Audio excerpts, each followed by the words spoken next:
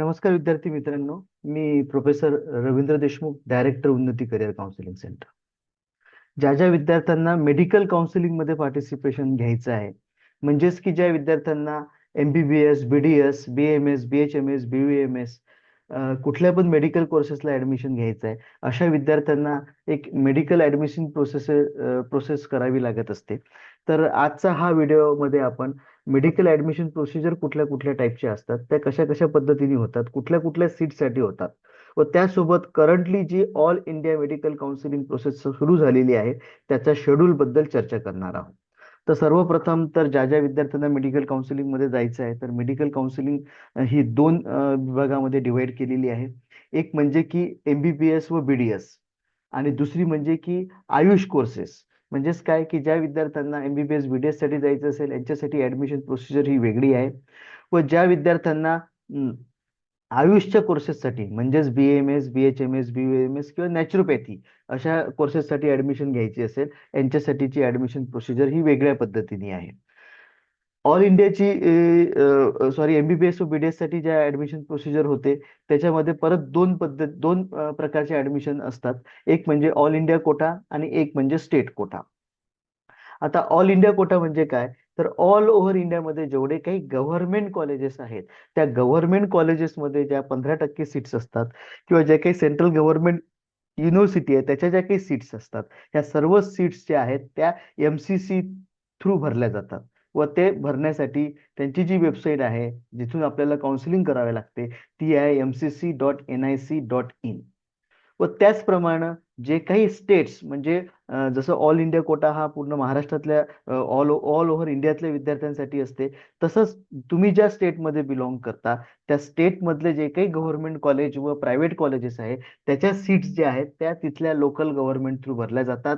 व त्याच्यासाठीची एक वेगळी प्रत्येक स्टेटची वेगवेगळी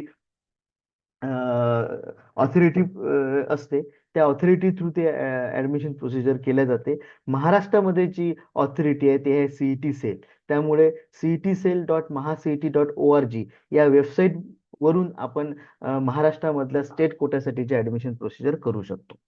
त्याच पद्धतीने ज्या विद्यार्थ्यांना आयुष कोर्सला जायचं आहे, म्हणजेच BMS, BHMS, BVMS, BHMS ला नॅचरोपॅथीला जायचं असेल, अशा विद्यार्थ्यांसाठी पण ऑल इंडिया सीट्स ज्या आहेत म्हणजे ऑल ओव्हर इंडियातले जे काही गव्हर्नमेंट कॉलेजेस आहेत त्यातल्या ज्या सीट्स आहेत त्या भरल्या जातात AA CCC थ्रू. आणि त्याची जी वेबसाईट आहे ती आहे AACCC.gov.in. व ज्या काही महाराष्ट्र स्टेटचे विद्यार्थी आहेत म्हणजे वेगवेगळ्या स्टेटचे ज्या काही सीट्स आहेत तर त्याप्रमाणे महाराष्ट्रातल्या विद्यार्थ्यांसाठी ज्या महाराष्ट्र CET सेलच्या माध्यमातून ह्या सीट्स भरल्या जातात, तर त्याची जी साईट आहे ते आहे cetcell.mahaCET.org. तर ज्या विद्यार्थ्यांना खूप चांगले मार्क्स आहेत व MBBS BDS लाच जायचं आहे, तर अशा विद्यार्थ्यांसाठी MBBS BDS ची काउन्सिलिंग आहे. व ज्या विद्यार्थ्यांना थोडे कमी मार्क्स असतील आणि ज्यांना BMS, BHMS, BVMS ला जायचं आहे यांच्यासाठीची आयुष काउन्सिलिंग ही वेगळ्या पद्धतीने होते.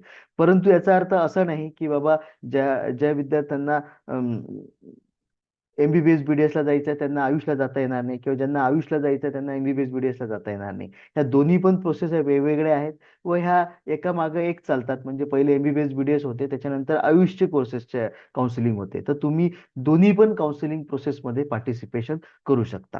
तर या पद्धतीने ही ऍडमिशन प्रोसिजर दरवर्षी ऑल ओव्हर इंडिया आणि आपल्या आपल्या स्टेटमध्ये कंडक्ट होत असते. तर आता आपण या दोन्ही याच्यामध्ये कुठले विद्यार्थी पार्टिसिपेट करू शकतात व कुठल्या कुठल्या प्रकारच्या सीट्स यामध्ये अवेलेबल असतात याच्याबद्दल बघू.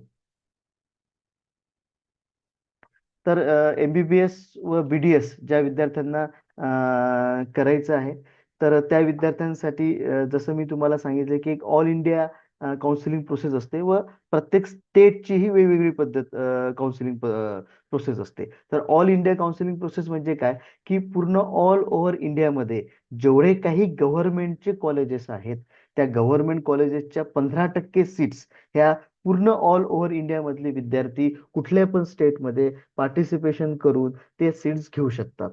तर त्याचप्रमाणे काही असे कॉलेजेस आहेत की जे सेंट्रल युनिव्हर्सिटीज आहेत, काही डीम कॉलेजेस आहेत किंवा काही IPUs किंवा ESIC असे काही कॉलेजेस आहेत, तर त्या कॉलेजेसच्या पूर्णच्या पूर्ण सीट्स ह्या ऑल ओव्हर इंडियातल्या विद्यार्थ्यांसाठी भरल्या जात असतात. त्याचप्रमाणे जे काही स्टेटचे कॉलेजेस आहेत, म्हणजे मग ते महाराष्ट्र स्टेट असो, यूपी स्टेट असो, एमपी स्टेट असो, गुजरात असो, कर्नाटका असो, तेलंगणा असो, किंवा कुठलं पण स्टेट आहे, त्या स्टेट मधले जे काही गव्हर्नमेंट कॉलेजेस आहेत व त्या स्टेट मधले जे काही प्रायव्हेट कॉलेजेस आहेत, यांच्यासाठी ते स्टेट स्वतः एक वेगळी काउन्सिलिंग प्रोसेस राबवत असते व त्या स्टेटच्या काउन्सिलिंग प्रोसेस थ्रू आपण तिथले जे काही गव्हर्नमेंटचे कॉलेजेस आहेत त्याचे 85% व तिथले जे काही प्रायव्हेट कॉलेजेस आहेत त्याच्या 100% ज्या काही सीट्स आहेत हे आपण त्या स्टेट्स काउन्सिलिंग प्रोसेसमधनं अप्लाय करून त्या सीट्स घेऊ शकत असतो. तर आता या स्टेटसाठी जे आहे तर स्टेटचं अप्लाय करत असताना तुम्हाला वेगवेगळ्या पद्धतीच्या अ, जर तुम्हाला अदर स्टेट्समध्ये पण जायचं असेल तर तुम्ही वेगवेगळ्या सर्व स्टेट्समध्ये ऑल ओव्हर इंडियामध्ये अप्लाय करू शकता. परंतु त्यामध्ये पण एक ओपन स्टेट आणि क्लोज स्टेट एक कन्सेप्ट आहे.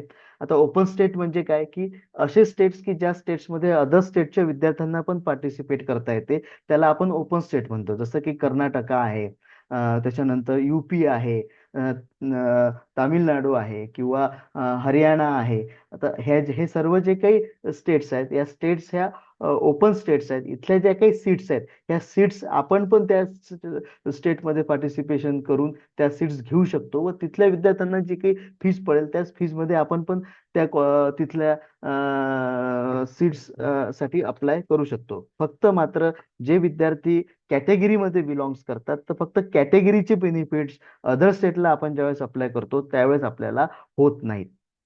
तेच जर आपण महाराष्ट्राच्या काउन्सिलिंग प्रोसेसमध्ये गेलो तर महाराष्ट्र हा क्लोज स्टेट आहे. म्हणजे क्लोज स्टेट म्हणजे काय, की बाहेरच्या विद्यार्थ्यांना आपल्या स्टेटमध्ये ज्या काही गव्हर्नमेंटच्या 85% सीट्स आहेत किंवा प्रायव्हेटच्या ज्या काही 85% सीट्स आहेत या सीटमध्ये अप्लाय करता येत नाही.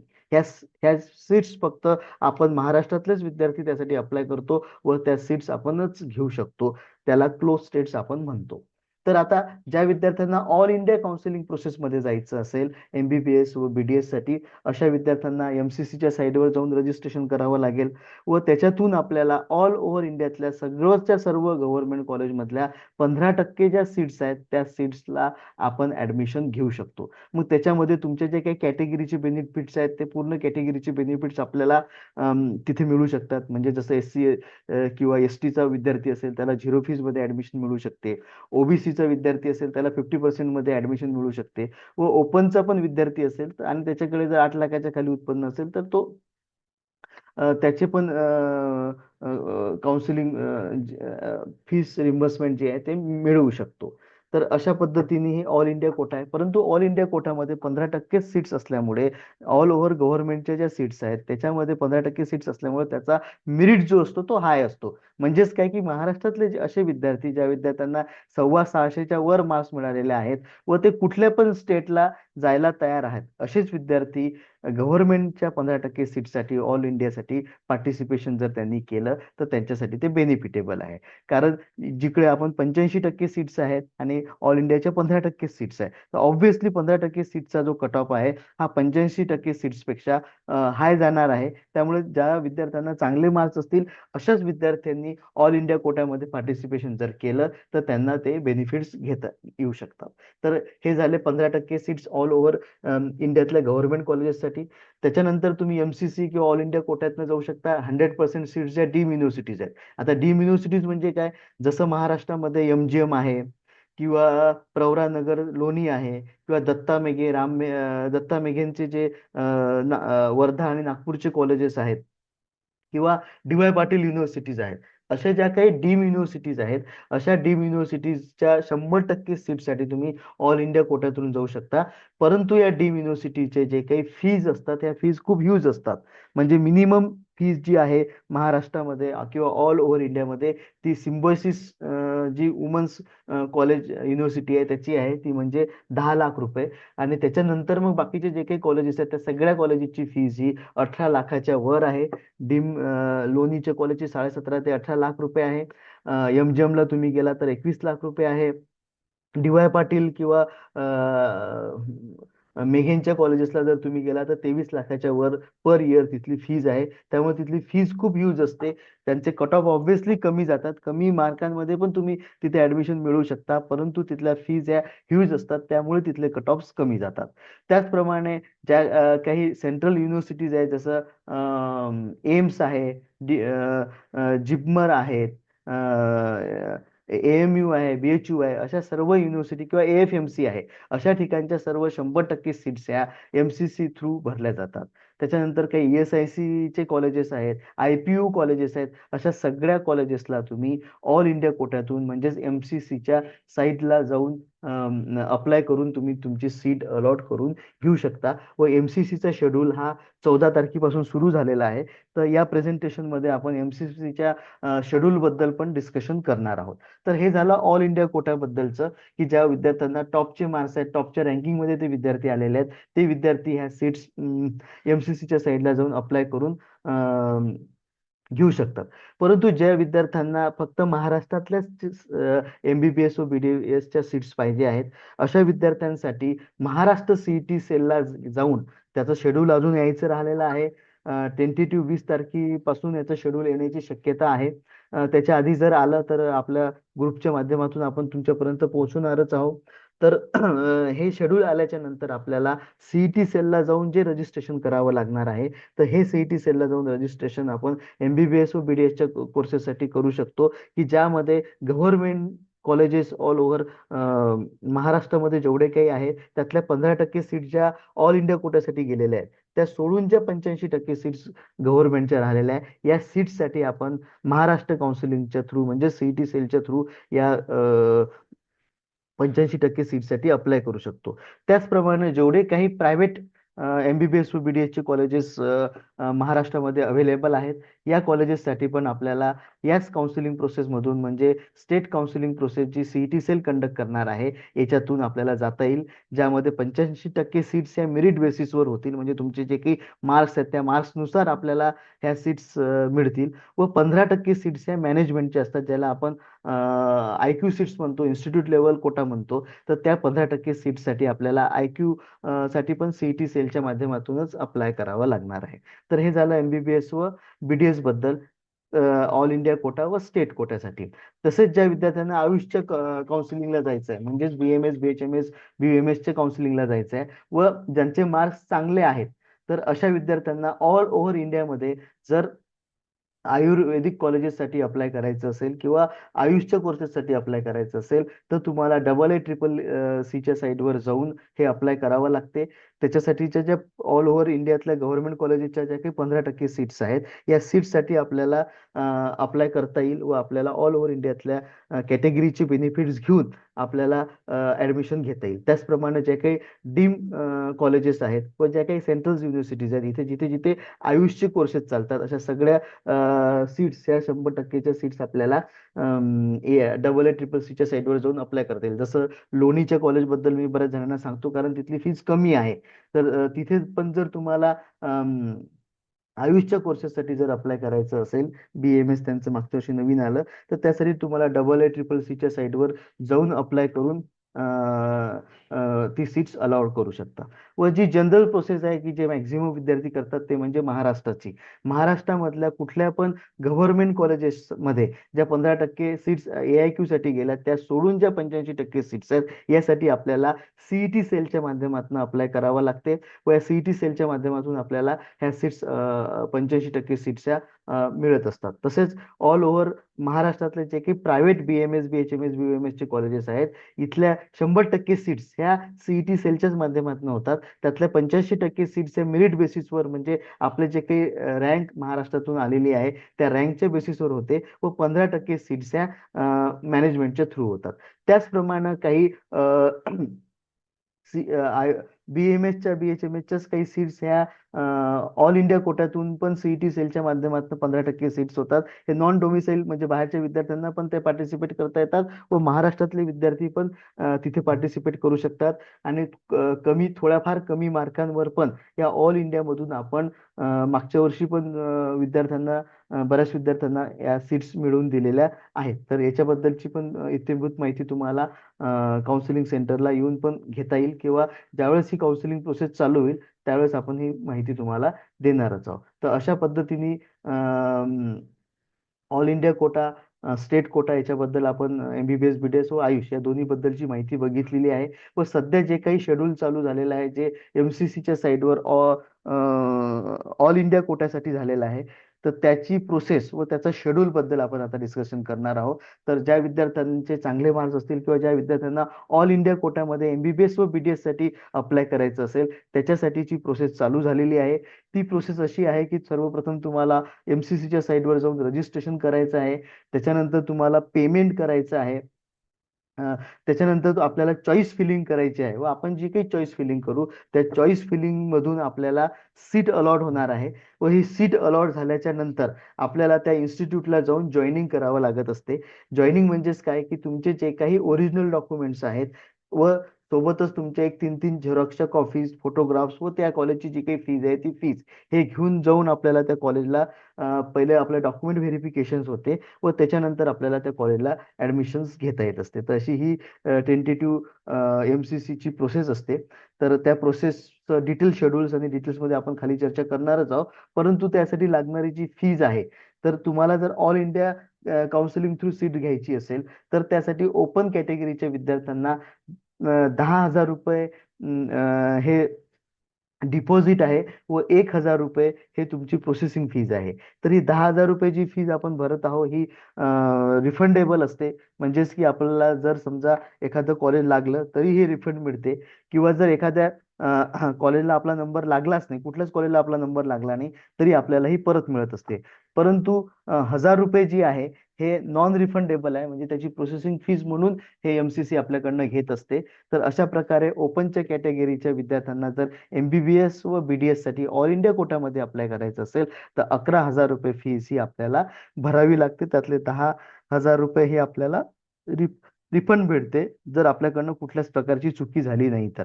चुकी म्हणजे काय की जर आपल्याला एखादं सीट मिळालं सेकंड राऊंड किंवा थर्ड राऊंडला व आपण ती सीट घेतली नाही तर त्या कंडिशन मध्ये हे 10,000 रुपये जे आहे ते फोरपीट होऊन जातात. तसंच एससी आणि एसटी किंवा ओबीसी म्हणजे कॅटेगरीच्या विद्यार्थ्यांना 5,000 रुपये हे डिपॉझिट आहे व 500 रुपये ही प्रोसेसिंग फीज आहे. म्हणजेच 5,000 रुपये तुम्हाला रिफंड मिळतील सर्व प्रोसेस झाल्याच्या नंतर, व 500 रुपये हे नॉन रिफंडेबल असतील. तसंच ज्या विद्यार्थ्यांना डीम कॉलेजेसमध्ये ऍडमिशन घ्यायचं आहे, आता डीम कॉलेजेसमध्ये ज्या विद्यार्थ्यांना ऍडमिशन घ्यायचं आहे तर ते असेच विद्यार्थी जिथे ऍडमिशन घेऊ शकतात ज्यांची फीज भरायची कॅपॅसिटी आहे. मी सांगितल्याप्रमाणे 18 लाखाच्या वर हे या डीम कॉलेजेसची फीज असते. तर तुम्हाला जर 18 लाखाच्या वर तुमचं बजेट असेल तरच तुम्ही या डीम कॉलेज च्या प्रोसेसिंग मध्ये जाऊ शकता. कारण या डीम कॉलेजेसची प्रोसेसिंग फीज ही 2,05,000 आहे. त्यातले 2 लाख रुपये जे आहेत हे रिफंडेबल आहे व 5,000 रुपये ही प्रोसेसिंग फीज आपली कटते. त्याच्यामध्ये ओपन असो की कॅटेगरीच असो सगळ्या विद्यार्थ्यांना 2 लाख रुपये रिफंडेबल आहेत व 5 लाख रुपये हे नॉन रिफंडेबल आहे. तर अशा पद्धतीची ही फीज राहणार आहे. ओके, तर आता ज्या ज्या विद्यार्थ्यांना ऑल इंडिया काउन्सिलिंग प्रोसेसमध्ये पार्टिसिपेट करायचं आहे, 14 तारखेपासून ही प्रोसेस चालू झालेली आहे. 14 तारखेपासून ते 20 तारखेपर्यंत आपल्याला ऑनलाईन पद्धतीने रजिस्ट्रेशन करायचं आहे व त्यालाच पॅरलल 20 तारखेपर्यंत आपल्याला पेमेंट, जसं मी तुम्हाला वर पेमेंट एक्सप्लेन केलंय त्या पद्धतीने पेमेंट करायचं आहे. त्याच पद्धतीने 16 तारखेपासून ते 20 तारखेपर्यंत आपल्याला त्याच्यामध्ये चॉईस फिलिंग करता येईल. आता चॉईस फिलिंग म्हणजे काय, तर आपण एक वेळा रजिस्ट्रेशन केल्याच्या नंतर आपल्या मार्क्स नुसार कुठल्या कुठल्या कॉलेजेसला आपला नंबर लागू शकतो व त्यातले कोणते कोणते कॉलेजेस हे टॉपचे आहेत किंवा कोणते कोणते कॉलेजेस हे आपल्याला पाहिजे आहेत, तर त्या कॉलेजची एक प्रेफरन्स लिस्ट आपल्याला या एमसीसीच्या साईडवर टाकायची असते. व ती टाकल्याच्या नंतर त्याचं जे लॉकिंग आहे चॉईस लॉकिंग जे 20 तारखेच्या नंतर त्याचं चॉईस लॉकिंग आहे. त्याच्यानंतर ते जर तुम्हाला करायचं असेल तर तुम्ही पण हे चॉईस लॉकिंग करू शकता 20 तारखेच्या नंतर, किंवा ऑटो पण ते चॉईस लॉक होऊन जाते. तर आणि एक वेळा काय हे चॉईस लॉकिंग झालं तर त्याच्यानंतर आपण आपल्या चॉईसेसमध्ये कुठल्याच पद्धतीने चेंजेस करू शकत नाही. आणि 21 ते 22 या 2 दिवसामध्ये आपण जे काही चॉईसिंग दिलेले आहे त्याच्यावर पूर्ण प्रोसेस होते, व 23 तारखेला आपल्याला त्याचा रिझल्ट समजेल की ऑल ओव्हर इंडियाच्या काउन्सिलिंग प्रोसेसमध्ये जे काही आपण चॉईसिंग दिले होते त्यामध्ये आपला रिझल्ट काय आलेला आहे, आपल्याला अलॉटमेंट कोणती आलेली आहे. व त्याच्यानंतर रिपोर्टिंग आणि जॉईनिंग हे 24 तारखेपासून ते 29 तारखेपर्यंत आपल्याला त्या कॉलेजला जाऊन करायचं असते. म्हणजेच काय की तुम्हाला जर कुठलं कॉलेज अलॉट झालं असेल आणि ते कॉलेज जर तुम्हाला घ्यायचं असेल तर तुम्हाला त्या कॉलेजला जाऊन पहिले तर ऑनलाईन पद्धतीने त्याला तुम्हाला फ्रीज करावं लागेल. व त्या कॉलेजला जाऊन तुम्हाला सर्व तुमचे डॉक्युमेंट्स, जे काही तुम्हाला डॉक्युमेंट्स ऑलरेडी एक व्हिडिओ आपण टाकलेला आहे, तुम्हाला तुमच्या एज्युकेशनल डॉक्युमेंट ज्याच्यामध्ये टी सी, मार्कशीट आहे, नीटचं स्कोर कार्ड आहे, त्याच्यानंतर तुमचे कॅटेगरीचे डॉक्युमेंट्स जसं की कास्ट सर्टिफिकेट आहे, कास्ट व्हॅलिडिटी आहे, नॉन क्रिमिलियर आहे, नॅशनॅलिटी डोमेसाईल आहे.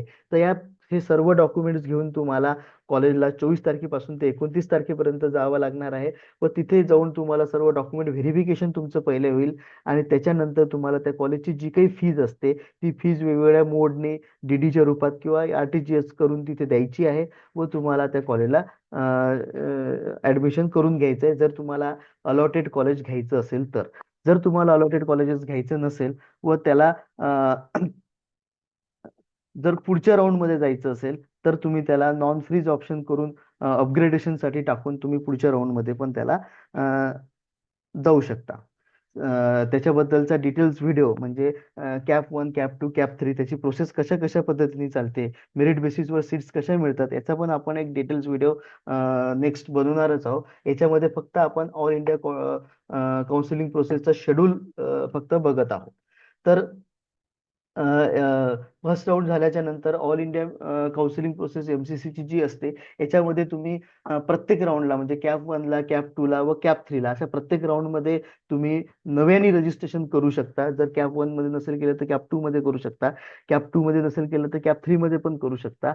आणि जर एक वेळा का कॅप 1 मध्ये रजिस्ट्रेशन केलं असेल तर तुम्हाला 2 आणि 3 मध्ये रजिस्ट्रेशन करायची गरज नाही. फक्त चॉईस फिलिंग हे आपल्याला नेक्स्ट राऊंड मध्ये करावं लागतात. तर याचा ऑल इंडिया कोटाचा जो सेकंड राऊंड आहे त्याची जी रजिस्ट्रेशन प्रोसेस आहे ती 5 तारखेपासून चालू होणार आहे. 5 सप्टेंबर पासून तर 10 सप्टेंबर पर्यंत आपण कॅप राऊंड 2 मध्ये रजिस्ट्रेशन करू शकतो. त्याची जी चॉईस फिलिंग आहे ते 6 तारखेपासून ते 10 तारखेपर्यंत म्हणजे 10 सप्टेंबर पर्यंत आपल्याला करायची आहे.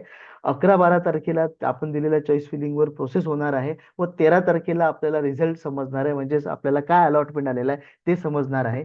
14 तारखेपासून ते 20 तारखेपर्यंत आपल्याला रिपोर्टिंग म्हणजेच कॉलेजला जाऊन ऍडमिशन प्रोसेस ही करायची आहे. तिसरा राऊंड जो आहे ऑल इंडिया कोट्याचा हा 26 तारखेला त्याचं रजिस्ट्रेशन चालू होणार आहे. 26 सप्टेंबर पासून तर 2 ऑक्टोबर पर्यंत आपल्याला त्याला रजिस्ट्रेशन करता येईल. ज्या विद्यार्थ्यांनी ऑलरेडी पहिला किंवा सेकंड राऊंड मध्ये रजिस्ट्रेशन केलं असेल अशा विद्यार्थ्यांना परत परत रजिस्ट्रेशन करायची गरज नाही. अशा विद्यार्थ्यांना डायरेक्ट 27 तारखेपासून तर 2 तारखेपर्यंत फक्त चॉईस फिलिंग करायची आहे. त्याच्यावर 3 आणि 4 तारखेला प्रोसेसिंग होणार आहे. व 5 तारखेला आपल्याला त्याचं अलॉटमेंट समजणार आहे, 5 ऑक्टोबरला. व 6 ऑक्टोबर पासून ते 12 ऑक्टोबर पर्यंत आपल्याला त्याची रिपोर्टिंग करायची आहे. तर अशा पद्धतीने 3 राऊंड हे ऑल इंडिया काउन्सिलिंग प्रोसेसमध्ये होत असतात. त्याच्यानंतर 3 राऊंड नंतर जो असतो तो स्टे व्हॅकन्सी राऊंड असतो. स्टे व्हॅकन्सी राऊंड म्हणजे काय की या 3 राऊंडच्या नंतर ज्या ज्या कॉलेजला ज्या ज्या सीट्स अवेलेबल आहेत तर त्या सीट्स साठी आपण परत नव्याने पण अप्लाय करू शकतो, किंवा त्या सीटसाठी जर आपल्याला काउन्सिलिंग प्रोसेसमध्ये जायचं असेल तर त्या काउन्सिलिंग प्रोसेस थ्रू जाऊ शकतो. वरील जे तिन्ही मी तुम्हाला कॅप 1, कॅप 2, कॅप 3 सांगितलं, या तिन्हीमध्ये आपल्याला चॉईस फिलिंग जी आहे तर ही चॉईस फिलिंग करता येत असते प्रत्येक राऊंडला. परंतु स्टे व्हॅकन्सी राऊंडला जर तुम्ही एक वेळा चॉईस फिलिंग केली तर स्टे व्हॅकन्सी राऊंड नंतर जेवढे काही सबसिक्वेंट राऊंड पुढे होत चालतील या सगळ्या राऊंडसाठी ती जी काही चॉईस फिलिंग आपण करणार आहोत ती एक वेळा जर लॉक झाली तर त्याच्यामध्ये आपल्याला परत चेंजेस करता येत नाही. त्यामुळे स्टे व्हॅकन्सीचं चॉईस फिलिंग ऑल इंडिया कोट्याचं जर करताना आपल्याला हे लक्ष ठेवायचं आहे की आपल्याला असेच कॉलेजेस त्याच्यामध्ये टाकायचे की जे आपल्याला कंपल्सरी घ्यायचेच आहे, कारण त्याच्यानंतर आपण कुठल्याच राऊंडसाठी त्या चॉईस फिलिंग मध्ये चेंजेस करू शकणार नाही आहे. एक वेळा केलेली चॉईस फिलिंग ही शेवटपर्यंत जेवढे काही राऊंड ऑल इंडिया कोट्याचे होणार आहेत तेवढ्यासाठी ती तशीच राहणार आहे. आणि या वर्षीपासनं कुठल्याच पद्धतीचे फिजिकल राऊंड होणार नाही आहेत. म्हणजेच काय की जेवढ्या काही seats vacant first second third round नंतर राहणार आहेत त्या सीट्स पूर्ण फुलफिल होईपर्यंत सबसिक्वेंट राऊंड हे होत चालणार आहे. तर तशासाठी स्टे व्हॅकन्सीसाठी तुम्हाला 16 ऑक्टोबर ते 20 ऑक्टोबर पर्यंत रजिस्ट्रेशन करायचं आहे. त्याचं चॉईस फिलिंग 17 ऑक्टोबर पासून ते 20 ऑक्टोबर पर्यंत आहे. व त्याची जी काही प्रोसेस आहे चॉईस फिलिंगची ती 20, 21 आणि 22 असे 3 दिवस चालणार आहे. व 23 ऑक्टोबरला आपल्याला त्याचा रिझल्ट समजेल. व ज्या विद्यार्थ्यांना कॉलेज अलॉट झालेलं असेल यांना कंपल्सरी जाऊन त्या कॉलेजला ऍडमिशन करावं लागणार आहे 24 तारखेपासून तर 30 तारखेपर्यंत. तर अशा पद्धतीने हे ऑल इंडिया कोटाचं शेड्यूल असणार आहे. याच्यामध्ये कुठल्या पण पद्धतीची जर तुम्हाला क्युरीज असेल, अडचण असेल तर तुम्ही कॉल करू शकता. रजिस्ट्रेशन प्रोसेस ऑल इंडिया कोट्याची ही ऑलरेडी चालू झालेली आहे. बऱ्याचशा विद्यार्थ्यांनी रजिस्ट्रेशन करणं चालू पण केलेलं आहे. तर ज्या ज्या विद्यार्थ्यांना ऑल इंडिया कोट्यामध्ये एमबीबीएस व बीडीएस साठी ऍडमिशन घ्यायची आहे असे विद्यार्थी उन्नती करिअर काउन्सिलिंग सेंटरच्या ऑफिसला येऊन आपलं रजिस्ट्रेशन प्रोसेस पूर्णपणे कंप्लीट करून घेऊ शकतात. आता असे भरपूर काही फोन येत आहेत की सर आम्हाला BMS ला ऍडमिशन घ्यायचं आहे, BHMS ला ऍडमिशन घ्यायचं आहे, तर आम्ही येऊन रजिस्ट्रेशन करू का? तर विद्यार्थी मित्रांनो, मी तुम्हाला पहिल्या PPT मध्येच एक्सप्लेन केलं की हा जो राऊंड चालू आहे सध्या 14 तारखेपासून चालू झालेला, हा ऑल इंडिया कोट्यासाठी फक्त MBBS व BDS च्या कोर्सेससाठीचा आहे. आणि ते पण ज्या विद्यार्थ्यांना खूप चांगले मार्क्स आहेत आणि ज्यांना ऑल ओव्हर इंडियाचे कॉलेजेस घ्यायचे आहेत, तर अशा विद्यार्थ्यांसाठीचीच ही ऍडमिशन प्रोसिजर आहे. तुम्हाला जे काही महाराष्ट्राच्या ऍडमिशन काउन्सिलिंग मध्ये जायचं आहे त्याचं नोटिफिकेशन अजून आलेलं नाही आहे. ते आल्याच्या नंतर आपल्या ग्रुपमध्ये आपण टाकणार आहोत व त्याच्याबद्दल पण इत्यंभूत माहिती व व्हिडिओ बनवून डिटेल्समध्ये त्याच्यामध्ये टाकणार आहोत. तर ज्या विद्यार्थ्यांना फक्त ऑल इंडियाच्या MBBS BDS साठी ऍडमिशन घ्यायचं आहे त्यांनाच फक्त या 14 तारखेपासून 20 तारखेपर्यंत आपल्या ऑफिसला येऊन काउन्सिलिंग प्रोसेस चे रजिस्ट्रेशन करायचे आहेत. बाकीच्या विद्यार्थ्यांना येण्याची गरज नाही आहे. ज्यावेळेसही महाराष्ट्राचं काउन्सिलिंग प्रोसेसचं रजिस्ट्रेशन येईल तर आम्ही तुम्हाला इन्फॉर्म करू. या व्यतिरिक्त मेडिकल काउन्सिलिंग बद्दल तुम्हाला कुठली पण अडचण असेल, काही माहिती पाहिजे असेल, ऑल इंडिया कोटाबद्दल काही माहिती पाहिजे असेल तर तुम्ही केव्हा पण उन्नती करिअर काउन्सिलिंग सेंटरला व्हिजिट करू शकता किंवा फोन किंवा व्हॉट्सअपच्या माध्यमातून कॉन्टॅक्ट करू शकता. Thank you very much.